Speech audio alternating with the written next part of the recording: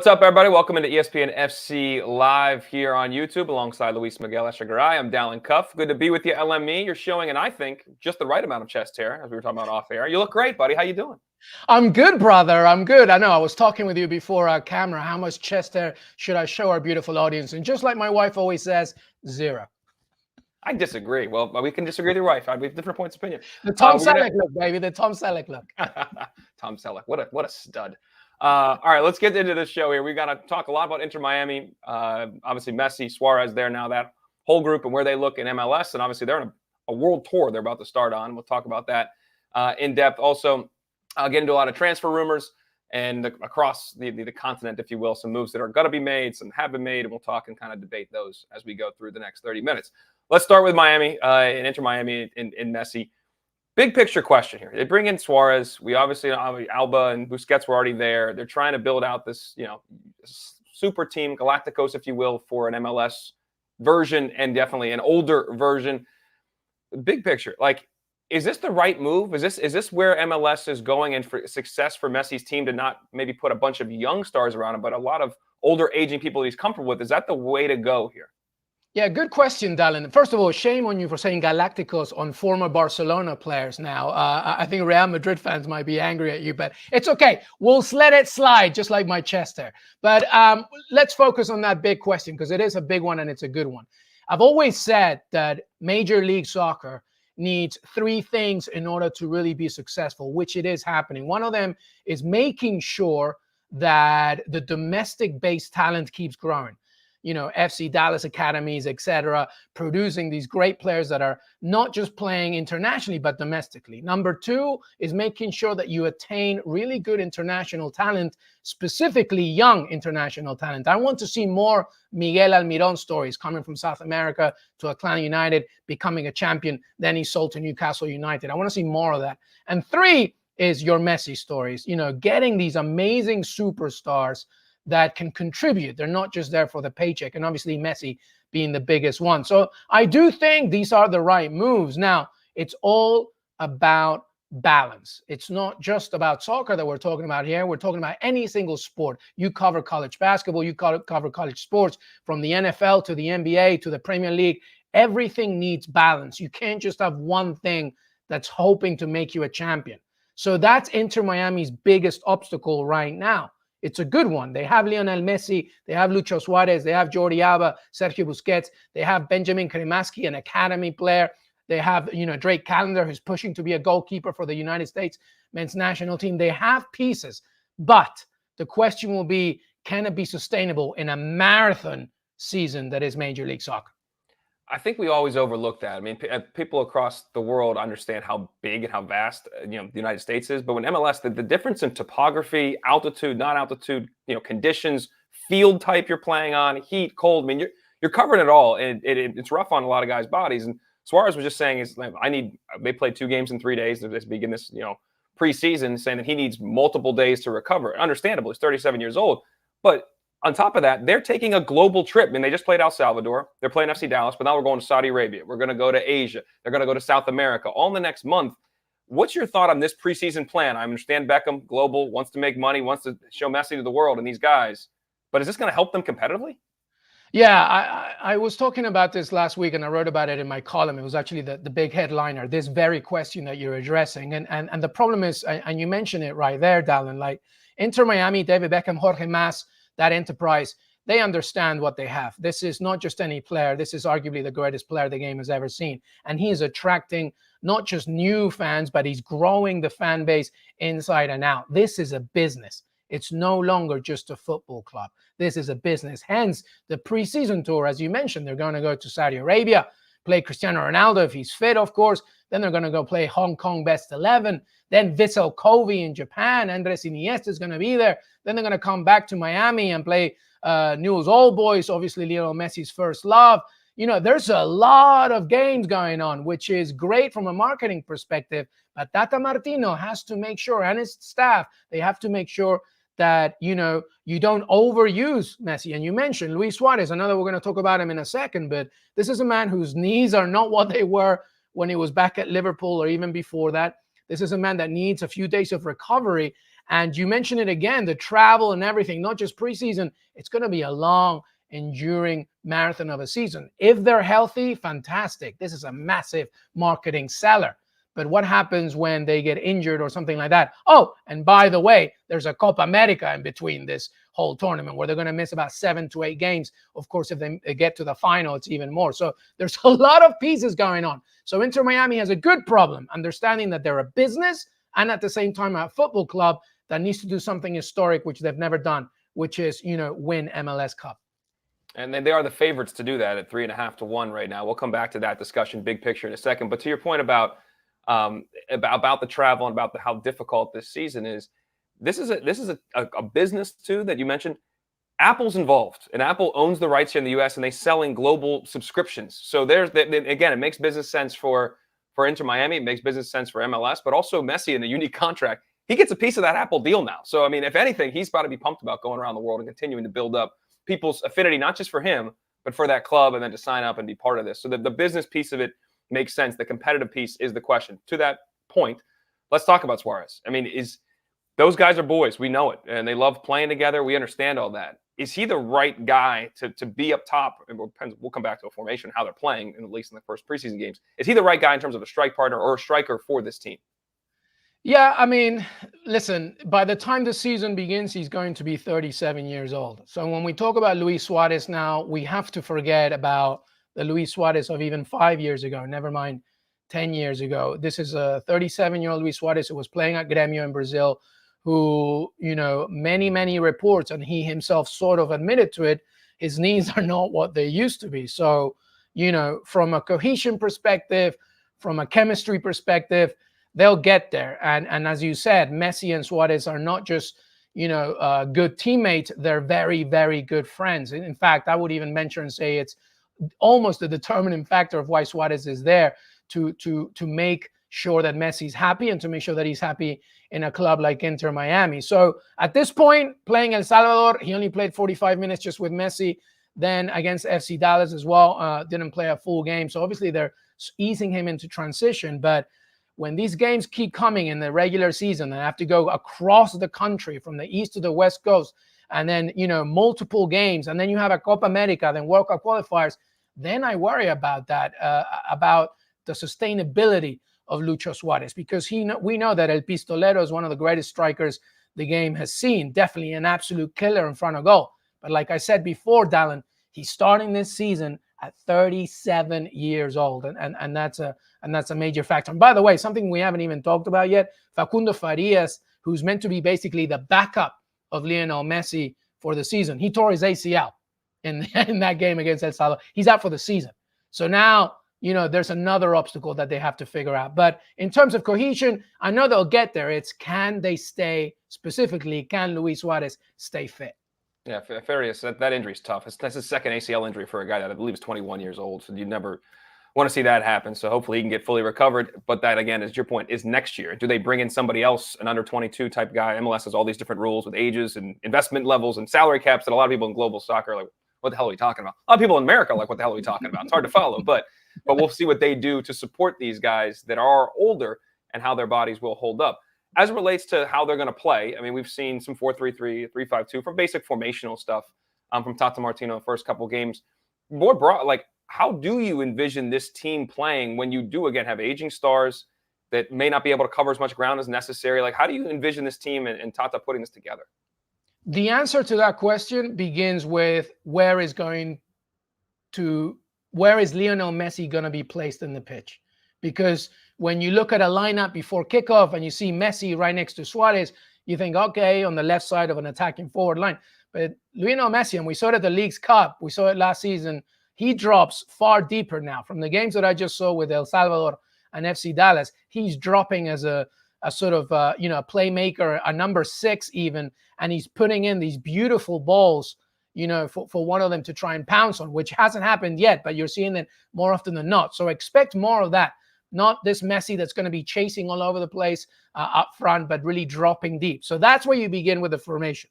If Messi begins up front, but then he drops, then what do you do to support that? So Julian Gressel came in, who won MLS Cup twice, actually, once with Atlanta United and Tata Martino, the USMNT midfielder, he's going to be back in there. Sergio Busquets, of course, right? And then Benjamin Cremaschi as well. So you're probably going to overload that midfield with 3 or 4 even when you're playing defensive. Luis Suarez being the absolute number 9, just playing off all those messy drops. Because by the time the game begins, you'll probably see a 4-man midfield with Messi in the middle, and then with the wingbacks just pushing back and forth. And Tata Martino is all about that pressure. What worries me is what happens when you lose the ball. And this is when Sergio Busquets comes in. Like, you're not a young man anymore. Can you be protective? Which is why Julian Gressel is in there, of course, as well. So it really all depends on where Messi places himself in the pitch, which, as we have seen from last season, is pretty much going to be everywhere. But I expect a lot of midfield play and then coming in when he feels like it. We did see, I think it was the El Salvador match, and this made its round on social media because it was Suarez and Messi almost combining for a goal, and it was, taking us back to our nostalgia and yesteryear and all these amazing thoughts of what may be for this year. Do you see this team? Do you see these two in particular? Will they have a huge impact in goal scoring? Because obviously Messi did, but it wasn't really in league games. It was in the League's Cup, and then it was in the U.S. Open Cup, so different competitions. But he was obviously scoring a lot of goals, free kicks, and in live action. Do you see that continuing? Do you see this being a dangerous combo in MLS? Well, Copa America, right? They're going to be missing 8 matches. Yeah. Probably 7 to 8 matches. Boom. So that's out the question. Then you have to take into consideration that at some point there might be some injuries, some absences, and you cannot have Luis Suarez on a continuous basis playing in a 3-day break. That's just not going to happen for a 37-year-old Luis Suarez. So Messi once again becomes similar thing. He'll be 37 as well, very soon. So you got those 2 issues. And then you got World Cup qualifiers. But if they can stay healthy and they can get a good run, and if we look at the numbers from last season where the top goal scorer, Golden Boot winner, Dennis Bouanga from LAFC, 20 goals, I believe, right? Combined, Messi and Suarez, if you're fit and you're healthy and you're ready to go and you're being cohesive, I don't see any reason why they can't hit between 30 and 40 combined. But they have to stay healthy, and that's going to be really, really important for them. Because at the end of the day, there's so many intricate things that are going on within the season. So 30 to 40 combined, I think it can happen if they can stay healthy. It's pretty much the caption for this whole show should be if they can stay healthy, because that is the big question. And you do mention Copa America. It is in the States this year. That's going to be a really big deal. But obviously, there's a lot to play for there, and it's a little bit of an expanded competition being here in America with some of the CONCACAF teams in the mix as well. It's a similar question, but it's not the same thing. But I know your answer is still about if they stay healthy. But 3.5 to 1, that is the favorite right now, Miami FC, to hoist MLS Cup. And for people that may not know, it's not just winning the regular season. Then got to win some playoff series. And it's a very, Americanized way to finish a championship, antithetical to the rest of the world by and large. So you have 3.5 to 1 for them. LAFC is the second favorite at 6 to 1. As we sit now, is Miami FC a good bet at 3.5 to 1? Yes, they're a good bet. Absolutely. I think that Tata Martino is going to be looking at this season step by step. First of all, no matter what happens, whatever injuries, whatever absences may come our way, make the playoffs. Make the playoffs. Because honestly, once you make the playoffs, whether you're top seed or lower than that, when you have Lionel Messi, like, you're going to get that support. So I definitely think that making the playoffs is the first big step. It would be a very big disappointment. And I say big with, like, I'm highlighting it with a marker, underlining it, screaming it at you, if they don't make MLS Cup. You cannot be talking about Lionel Messi, Luis Suarez, Sergio Busquets, Jordi Alba, some young players, some other additions, and then they fail and not make MLS Cup. I think a lot of headlines will be failure if that doesn't happen. So I would make that bet right now. There are some very tough competitors below that, like you said, LAFC, but, Carlos Vela out of contract, so there's a different plan over there. Reports that maybe he might be going to LA Galaxy. We'll see about that. And then, other teams that know what it takes. Look at Columbus Crew. They won MLS Cup. And I bet not many people predicted that. But yes, I would put that bet on Inter Miami right now. But again, I know it's a boring old record. Stay healthy, baby. Stay healthy. No doubt about it. You did mention the headlines too, like outside of the UK, which is unique at this, but America is second to none, except for the UK, in building up a star and then just ripping it down when it doesn't go well. So that could become a big story here, especially late in the summer when there's less going on in the sports world and there's a lot of Messi talk. We'll see if that actually comes to fruition. All right, let's move to the transfer side of things right now and get into this. The window is open, obviously. Let's start with Kieran Trippier to Bayern. That's kind of been rebuffed. The Bavarians are having a lot of problems right now. They definitely need help the outside back spot. What do you see here? Yeah, the reports are suggesting, obviously, that Bayern are very interested in this. Kieran Trippier is also interested, possibly, but there is no talk right now as of yet. I believe that Newcastle are, sticking to their guns, I guess, in the valuation, and at the same time, making sure that they don't lose one of their most important players, if not their most important player, who isn't an attacking player. Of course, you know what though, Dalen, I actually think this is a mistake for Newcastle not make some money over here. First of all, Kieran Trippier is 33 years old. So at some point, Newcastle will have to start thinking about the future. They have to start to sell players to meet the regulations and the sustainability rules of financial fair play. So they need to make some money. I mean, we heard about Saudi Arabia's interest in Miguel Almiron, so they're already looking. So at 33 years old, if you're being offered about 15 million euros for Kieran Trippier, why not say yes? Because number one, I don't see you making the Champions League this season. I think it's too congested. Mm-hmm. So your only chances are getting Europa League and the FA Cup, maybe a victory there. So perhaps at 33, make some money of that and then hope for what's happened later. Because I think that aside from making sure that you get a Champions League spot, Newcastle, you also have to meet those FFP rules. Bayern Munich, Alphonso Davies, I think, is almost definitely leaving this summer. So they have to try and fix what's going on there. So I think it's a mistake they don't sell him. But, as of right now, Kieran Trippier is staying right where he's at. You mentioned the sustainability rules, which, obviously affected Everton, Nottingham Forest. They don't really affect City, it seems. I don't really know why. I'm not bitter about that at all. But everybody else seems to be maybe having a thought about what happens when it comes to those rules. Let's keep it moving. We got Jadon Sancho. He's been moved on loan to Dortmund. Anthony as well is still at Manchester United. Two guys that came in for huge money. And the Saudi Pro League now is expressing interest in both. United seems to want to sell both of them. Can they pull this off and really get money back? Because these two combined may be two of the worst investments we've seen in world football in recent years. If they can recoup some of that money from Saudi Arabia, that would at least be some good business. What do you see here? Yeah, some context, first of all. Back in December, the director of football of Manchester United, John Murtough, went to do some meetings with the Saudi Pro League officials to build relationships. So I wouldn't be surprised if we hear more news about the possible connections between Saudi's interest in Manchester United players.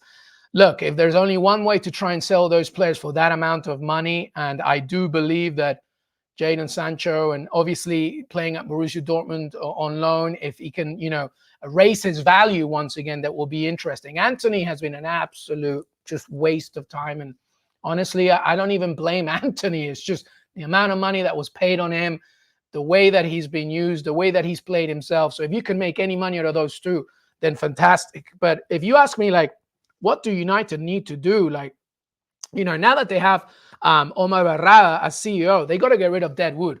So Anthony and Jadon Sancho are part of that. Casemiro is part of that. Rafael Varane is part of that. So, if Saudi Pro League teams are interested, and that's the way. But because of all the business they did last summer, Dalen, it's not like Saudi Pro League teams can spend frivolously just like last summer. There's also limits on them. So if you can make about 80 mil from Jadon Sancho and Anthony, that's good business for Manchester United. Yeah, that'd be great business if they could pull that off. Let's stay with the Saudi Pro League conversation, because there's chats now that Karim Benzema, who obviously went there last year, was still not at the peak of his powers, but pretty freaking close when he chose to make that move. Seems like he maybe wanted to come to the Premier League before coming back to the Pro League, and some of the questions around the Saudi League. Just in terms of that move, do you see him coming to the Premier League, and what's the most likely landing spot? For who, sorry? For anybody in the Premier League, is Benzema going to make that move, and likely for who would be the best spot? Gotcha. Karim Benzema, I talked about this on SportsCenter last week, and I would love to see him in the Premier League. It would be fantastic. And just from a purely tactical perspective, I see two options. One of them is Arsenal, because, your Arsenal, as good as they were in the last game against Crystal Palace, still suffer, especially against big teams, with relying on a classic number 9. Gabriel Jesus, I've always been a fan of him, but he's not a natural goal scorer. And I believe combined between Bukayo Saka, Martinelli, and Gabriel Jesus, it's only 11 goals, I believe. So, you need goals here, and you need a classic number 9. And I believe that if there was any way from a tactical perspective to get Karim Benzema, even if he can give you those minutes, especially in the Champions League, then that would be amazing. But his wage demands are just way too big. So I don't really see that happening. Obviously, Ivan Toney's the other one I would think for Arsenal as well. And then the other one for Karim Benzema would be, again, Manchester United. Same situation. Haaland has been doing well recently, but you need experience. You need a killer. But here's the problem with Karim Benzema. He's already tasted the golden apple. He already knows how much money he's making in Saudi Pro League. And even though he reportedly may not be enjoying himself, now he needs to really bite the bullet and say, well, if I go back to Europe, who is going to pay my demands? No one is. So you're really going to have to adjust to see it. So from a tactical perspective, Karim Benzema in the Prem would be amazing. Arsenal, Manchester United would be ideal. Yeah, as an Arsenal, as you mentioned, as an Arsenal fan, I would love that, and that's where I think Gabby's a great player, and he can do different things, but he's not a classic goal scorer, as you say, and their attack has become rather predictable, having to almost go through Saka or Martinelli to create anything a lot of times because they just don't have it through the middle in the same regard. So we'll see what happens there. But you mentioned something about Benzema's situation. Not too happy with the Pro League. We saw Jordan Henderson, who surprisingly, being how his social stances and thoughts on things, went to that league. He wanted out, and he has now gotten out and moved out of there this past week. Benzema wants the same thing. Is there a bigger fracture potentially, or more just like, hey, we're coming for the money, we knew it, but this really isn't where we want to be? Are you going to see? You think you're going to see that trend, or is money just going to talk and speak too loud, and we'll just continue to see guys go there?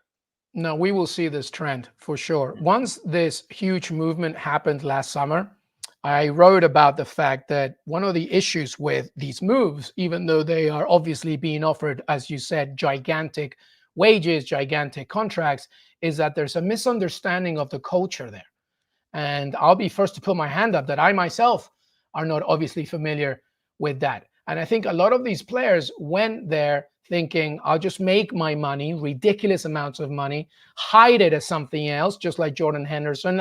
Listen, I'm a big fan of what he's done in the past, helping NHS workers during COVID, being a vocal speaker for LGBTQIA plus communities. But like, he really, he played this one terribly, because he really should have just been honest from the very beginning. And it's not just him. Aymeric Laporte did a great report with a Spanish newspaper saying, yeah, it's not that great here. Obviously, the money was a big incentive. So I think we're going to see more and more stories of players not happy there, at least not enjoying themselves.